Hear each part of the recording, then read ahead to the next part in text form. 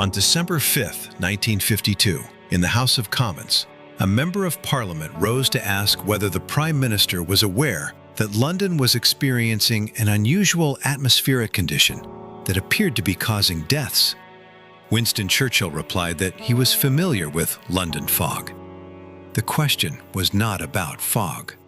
What was covering London that week was something chemists of the era called a reducing smog, a combination of water droplets, coal smoke particles, sulfur dioxide, and the sulfuric acid that forms when sulfur dioxide reacts with atmospheric moisture. The visibility in parts of Southwark and Bermondsey on the afternoon of December 5th was measured at less than a foot. People described walking with one hand extended in front of them to feel for obstacles. Bus drivers on several South London routes were walking ahead of their vehicles with lanterns. At the Sadler's Wells Theatre, the management halted a performance of La Traviata during the second act because the smog had entered the building and the audience in the rear stalls could not see the stage. Not the singers, not the set, nothing. Churchill called it fog.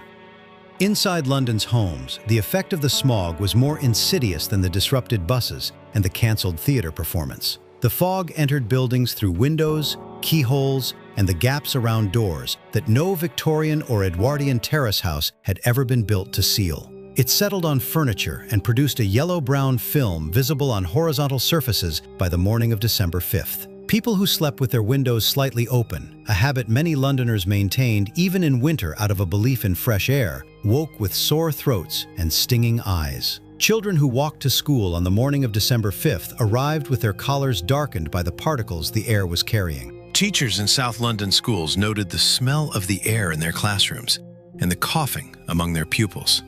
Several schools in Bermondsey and Stepney closed early on December 5th and 6th because the conditions inside the buildings, even with windows shut, were affecting the children's ability to concentrate and breathe comfortably. This is not anecdote. The observations of teachers, headmistresses, and school medical officers from that week were recorded in local authority files that I traced. They document, in the language of civil servants noting deviations from normal operations, the same progression that the hospital admissions records document more starkly. Something in the air of South London that week was affecting respiratory function across the exposed population, with effects ranging from mild irritation to acute crisis. I read the parliamentary record for December of 1952. It is a document that raises a specific question. At what point does the elected leader of a country become responsible for connecting the information available to him to the decisions available to him? Churchill had access to the same government apparatus that was collecting mortality data in real time. What he told the House of Commons about that data and what the data actually showed are the subject of this file. First thing in the file, what the smog was. London in December of 1952 burned coal, not as a historical curiosity or as a supplement to other fuels, as the primary source of heat for the residential population of a city of 8 million people. The open coal fire was not a luxury in 1952 South London. It was the heating system. Millions of chimneys in Lambeth, Bermondsey, Southwark, Stepney, Bethnal Green, Poplar, the working-class boroughs clustered south and east of the river, burned coal through the night and through the day. The households in those boroughs were households that had survived the Blitz, the post-war years of severe rationing, and the slow, grinding process of post-war reconstruction on the tight margins that a working income provided in 1952. The coal that their fires burned was not the higher-grade anthracite that produced cleaner combustion. It was the lower-grade fuel that was cheaper and that the household budget could accommodate. The chimneys of the terraced houses in Bermondsey were operating at the same output they always operated at in December. Nothing about the way those households functioned changed on December 4th, 1952, when the temperature inversion settled over the city. The chimneys kept burning what they always burned. The difference was that what they burned had nowhere to go. The London Electricity Board's generating stations at Battersea and Bankside burned coal in quantities that no household could match, but that the aggregate of households approached. The railway network into London's terminal stations ran on coal. The city produced sulfur dioxide and carbon particles the way it produced everything else it produced, continuously, at scale, without interruption. Under normal conditions, the prevailing winds dispersed it upward. In the first week of December 1952, there were no prevailing winds. A temperature inversion had settled a layer of warmer air above the city that acted as a ceiling. The colder air at ground level, denser, stayed put. The emissions that the city continued producing, unchanged because nothing about the way London functioned changed, had nowhere to go. They accumulated. The sulfur dioxide concentrations measured at monitoring stations across London during those 5 days reached levels that the equipment available at the time could barely record accurately, because they were outside the normal operating range of instruments calibrated for ordinary urban air. What sulfur dioxide does in a moist environment is react with water to form sulfuric acid. The acid forms as a mist of microscopic droplets suspended in the air. When those droplets are inhaled, they reach the lower airways, where they cause chemical burns to the tissue lining the bronchial tubes and the smaller airways. The damage is dose-dependent. A brief exposure causes irritation. Extended exposure causes inflammation. Repeated or prolonged heavy exposure causes permanent tissue damage. The people of South London breathed this air not for minutes, but for 5 days, continuously, including while they slept. The monitoring stations that the London County Council operated at various points around the city recorded sulfur dioxide concentrations during the week of December 4th that were between 5 and 10 times the levels normally measured in London's winter air, which was itself not clean air. The particulate matter readings, the measurement of the solid and liquid particles suspended per cubic meter, reached concentrations that the instruments had to be read and reread by the technicians operating them because the numbers were outside the range that ordinary operating conditions produced. The coal smoke particles in the air during those 5 days did not merely carry sulfur dioxide.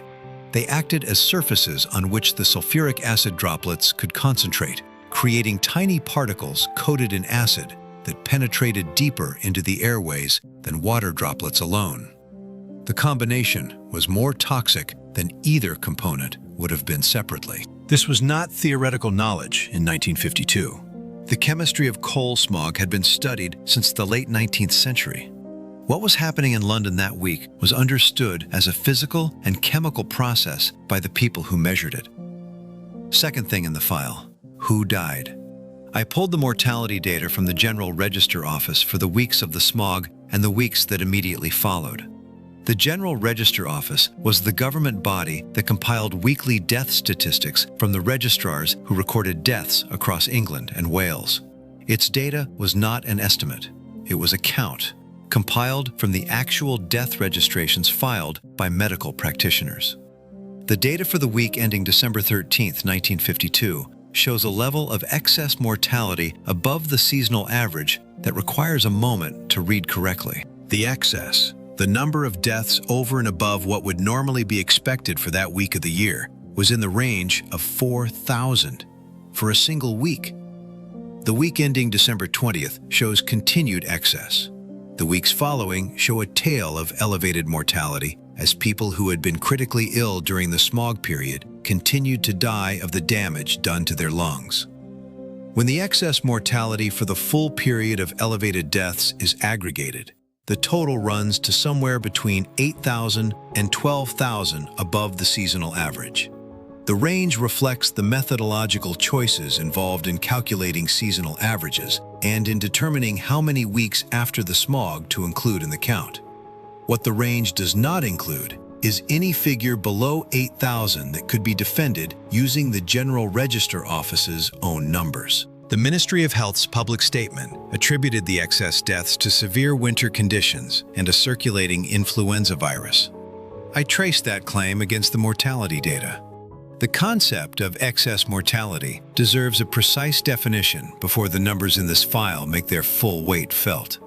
Excess mortality is not a count of deaths that can be individually attributed to a specific cause. It is a statistical measure. How many more people died in a given period than would normally be expected to die in that period, based on the average of the same period in prior years.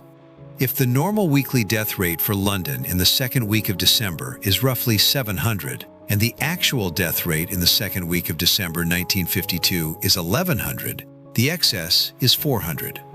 The excess mortality calculation does not require a physician to write smog on any death certificate.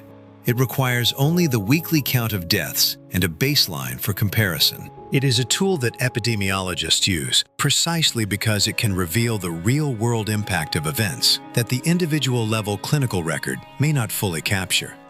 The General Register Office mortality tables for the weeks ending December 13th and 20th, 1952, together with the weeks following, show exactly this kind of excess when compared against the averages for the same weeks in the preceding 5 years. The excess over the full period of elevated mortality runs to between 8,000 and 12,000.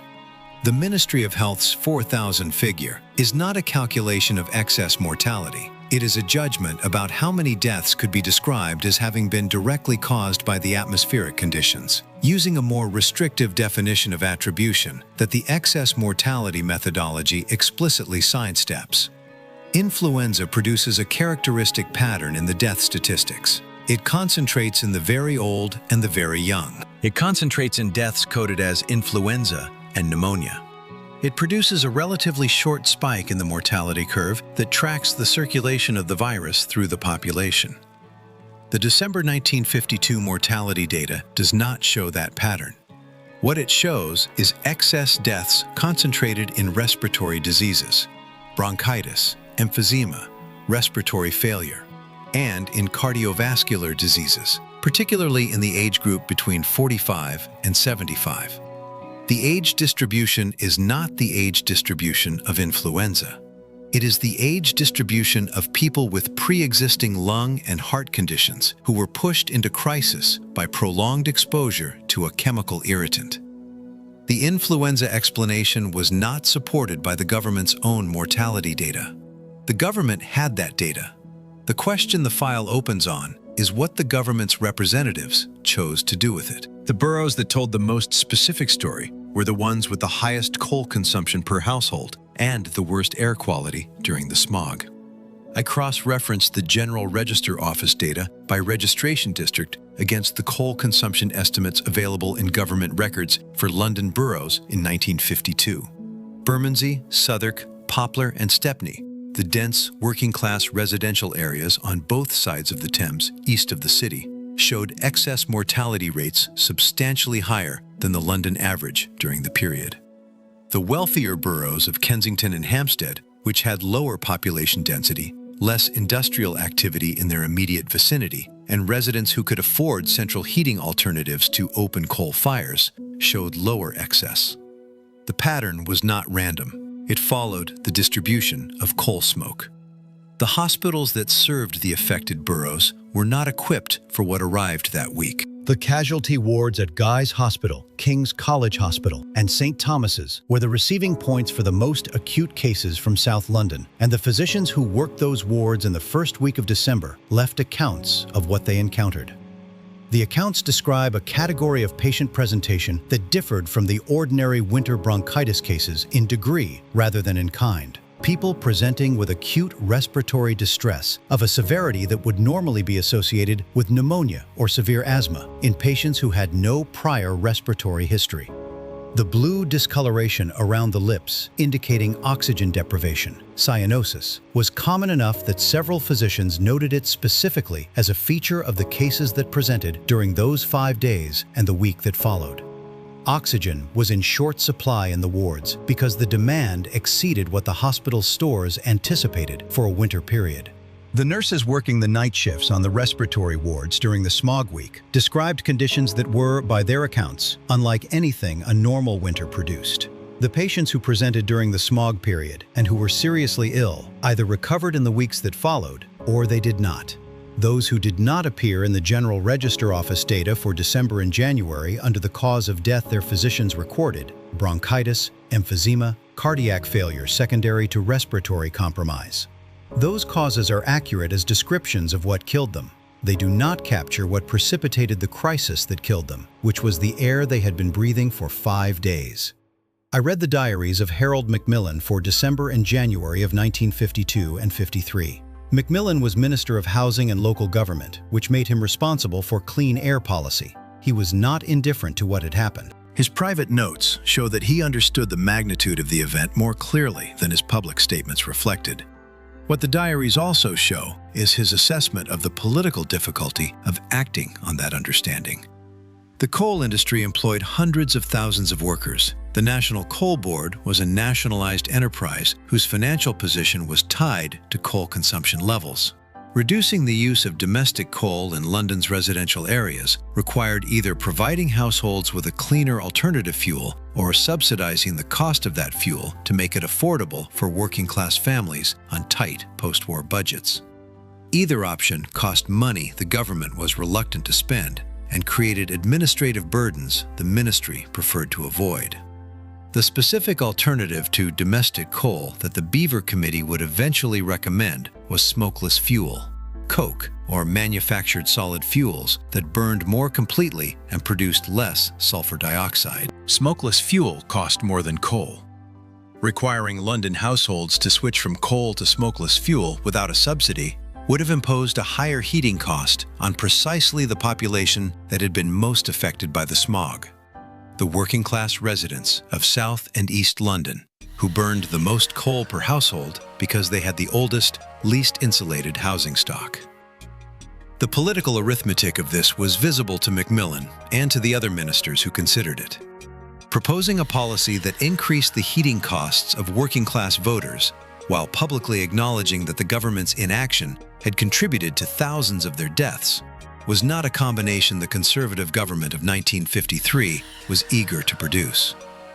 Macmillan's formulation in his private notes was that the issue should not be allowed to become a political embarrassment.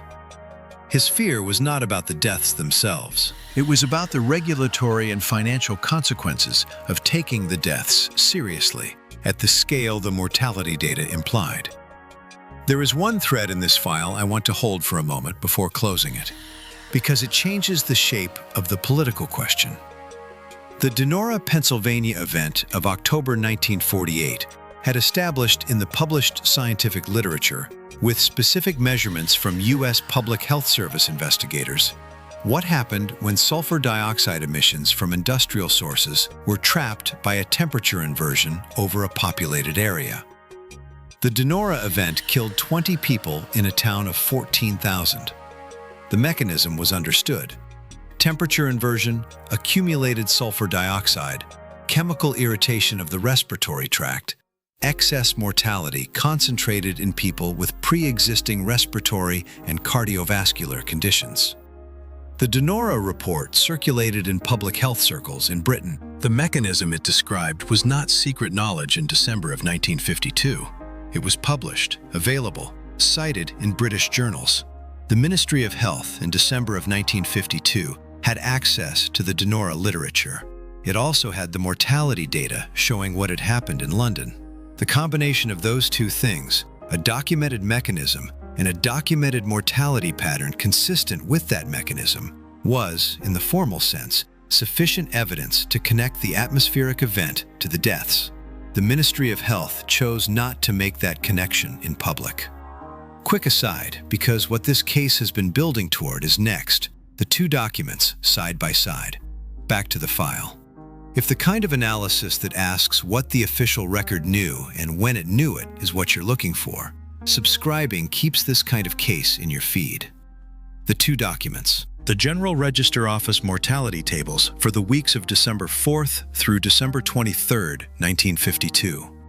Excess mortality of 8 to 12,000 above seasonal baseline. Distribution pattern: respiratory and cardiovascular deaths in the 45 to 75 age range. Pattern consistent with prolonged exposure to a chemical respiratory irritant acting on pre-existing conditions. Pattern inconsistent with influenza. The Ministry of Health public communication for the same period. Excess mortality attributed to severe winter conditions and influenza. Estimated excess deaths approximately 4,000. Cause: natural, climatic, and infectious factors. Same government, same weeks. A difference of between 4,000 and 8,000 people, depending on which end of the mortality estimate range is used. I pulled the parliamentary debates for the months following the smog to trace when and how the discrepancy between the mortality data and the ministry's public position was first raised in a forum where the government was obliged to respond. The record shows that the issue was not immediately taken up with the urgency the mortality figures might have warranted. The House rose for Christmas recess shortly after the smog, and when it returned in January of 1953, the political agenda was crowded with other matters. The smog did not produce the immediate parliamentary crisis that the mortality figures, had they been fully understood and publicly communicated, might have been expected to produce. The first sustained parliamentary challenge came in the summer of 1953, when a Labour member raised the General Register Office figures directly and asked the Minister of Health to explain the difference between those figures and the 4,000 the ministry had cited. The exchange that followed is worth reading in the original record. The minister's response acknowledged the General Register Office data without explaining the discrepancy. It confirmed that the mortality data showed elevated deaths in the period. It did not revise the 4,000 figure or offer an alternative methodology that would have produced that figure from the underlying data. The question was answered without being answered. Several more exchanges followed over the course of 1953, in which members tried to establish what the government actually believed about the death toll and what it intended to do about the conditions that had produced it. The government's consistent position was that the matter was under consideration and that the Beaver Committee would report in due course. The Beaver Committee functioned in parliamentary terms as a reason not to answer specific questions about specific numbers until the committee had provided its conclusions. The Beaver Committee, established in 1953 and reporting in November of 1954, provided the government with the scientific and technical framework it needed to act if it chose to. The committee's formal title was the Committee on Air Pollution. Its chairman was Sir Hugh Beaver, the managing director of Guinness Breweries, who had no particular expertise in atmospheric chemistry, but considerable expertise in managing complex technical and regulatory problems for an industry that operated at scale. The committee's membership included engineers, chemists, and medical officers. It had access to the same mortality data the government had, and to additional technical information about London's air quality gathered in the period after the smog. The committee's report recommended the progressive elimination of unprocessed coal as a domestic fuel in urban areas, the creation of smoke control zones, and the regulation of industrial emissions. Its own analysis of the mortality data was, by the standards of the epidemiology available at the time, substantially more rigorous than the Ministry of Health's public communication had been. The committee's figures for deaths attributable to air pollution events of the type documented in December of 1952 were higher than the 4,000 the ministry had cited. The committee's report cited a range of 4,000 to 12,000 for the December event, using exactly the General Register Office data that the ministry had been declining to connect publicly to the smog. The committee named the numbers. The committee named the mechanism. The committee connected them directly. The government responded to the committee's report with a consultation period that lasted through 1955. The Clean Air Act reached the statute book in 1956. The Clean Air Act reached the statute book in 1956. The distance between December of 1952 and July of 1956 is 3.5 years. In those 3.5 years, the mortality data of the General Register Office continued to be published weekly, as it always had been. The excess deaths of December 1952 remained in those records, uncorrected by any official statement, attributed to causes that the records themselves did not support. The Act, when it came, was a genuine piece of legislation that changed what London's air contained. The smoke control zones it created reduced domestic coal smoke in the residential boroughs where the December 1952 excess mortality had been highest. The chemistry of London's winter air in the years following the Act was measurably different from the chemistry of December 1952. The event that had produced the excess mortality became, over the following decade, a type of event that London's air no longer produced at the same scale. In that sense, the Act addressed the cause. What the Act did not produce was a revised official death toll for December of 1952. The figure of 4,000 was not formally corrected by any government communication during the years this case covers. The General Register Office data that produced a different figure continued to exist in the same archives where it had always been. The epidemiologists who worked with that data knew what it showed. The ministries that had received it in real time knew, or could have known, what it showed. The parliamentary record shows that the question was raised and left unanswered. Churchill retired as Prime Minister in April of 1955. He had served as Prime Minister during the event, during the period when the mortality data was being compiled and published, and during the period when the Beaver Committee was conducting its work. His name does not appear in the Clean Air Act. His response to the first question about the atmospheric conditions of December of 1952 in the House of Commons on December 5th of that year was to call it fog. The mortality data did not call it fog. It called it excess deaths above seasonal baseline. 8,000 of them at the lower end of the range, 12,000 at the upper end. All of them recorded in the same government's own weekly tables, in the same period, using the same methodology the General Register Office used every week of every year to count the dead. So where does this file leave things? Confirmed in the documentary record, a temperature inversion over London between December 4th and December 9th, 1952, trapped coal smoke and sulfur dioxide emissions at ground level for 5 consecutive days. The sulfur dioxide concentrations reached levels between 5 and 10 times the normal winter average.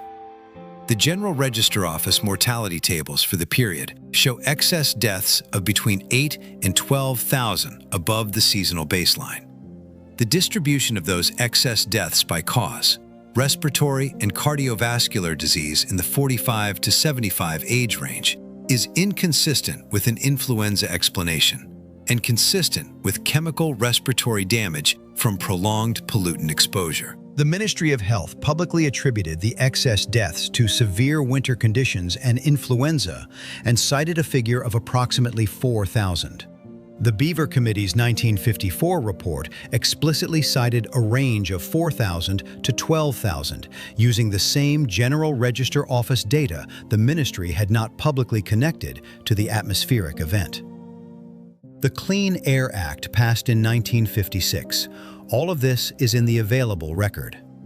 What is theorized with genuine support in the epidemiological literature of the period is the precise mechanism by which the atmospheric event acted on different segments of the population differently. The evidence that pre-existing respiratory and cardiovascular conditions determined vulnerability is strong. The evidence that the sulfuric acid droplets were the primary active agent rather than the coal particles themselves, or the combination, was the subject of debate among atmospheric chemists in the years following. The conclusion that the event killed substantially more than 4,000 people is not theorized. It is what the General Register Office data shows. The range of 8 to 12,000 reflects methodological variation in how many weeks following the event to include in the excess count, not uncertainty about whether the ministry's figure was correct. What is genuinely unresolved is the question the parliamentary record left open. At what level of the government apparatus was the decision made to use the 4,000 figure rather than the mortality table data? And what specifically guided the attribution of the excess deaths to influenza rather than to the atmospheric event? The internal working papers that would answer those questions have not been made fully public in the period this file covers.